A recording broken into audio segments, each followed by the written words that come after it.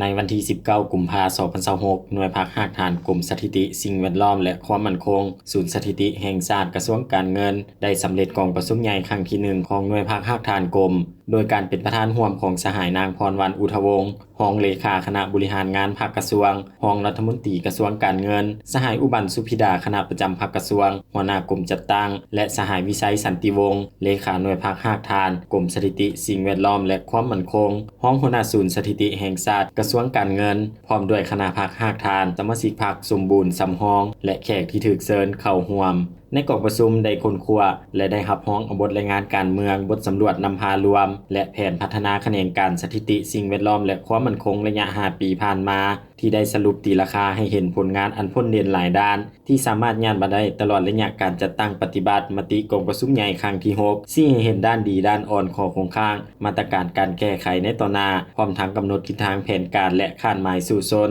การพัฒนาคะแนนการสถิติสิ่งแวดล้อมและความมั่นคงใน1สมัยต่อหน้าก็คือปี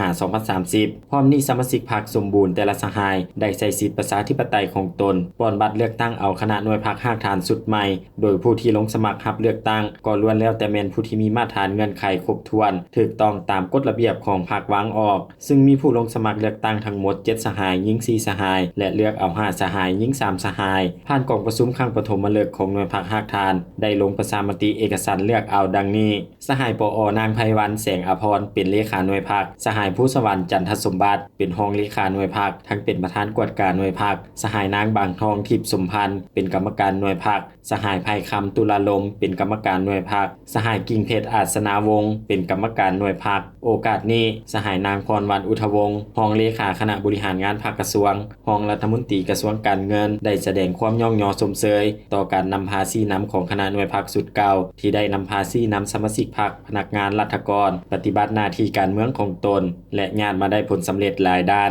สหายได้เรียกร้องให้คณะหน่วยพรรคสุดใหม่จงสืบต่อตั้งหน้าฝึกฝนหล่อหลอมตนเองทางด้านคุณธาตุการเมืองคุณสมบัติศีลธรรมปฏิบัติให้สมคู่กับหน้าที่ตำแหน่งที่ได้รับมอบหมายและความไว้วางใจของมหาชนเชิดชูความเป็นแบบอย่างนำหน้าของสมาชิกพรรครักษามูลเสื่อความสามัคคีเป็นปึกแผ่นมีสติเคารพและปฏิบัติกฎระเบียบของพรรคกฎหมายของรัฐอย่างเข้มงวดเป็นเจ้าการปฏิบัติหน้าที่การเมืองของตนด้วยความรับผิดชอบสูง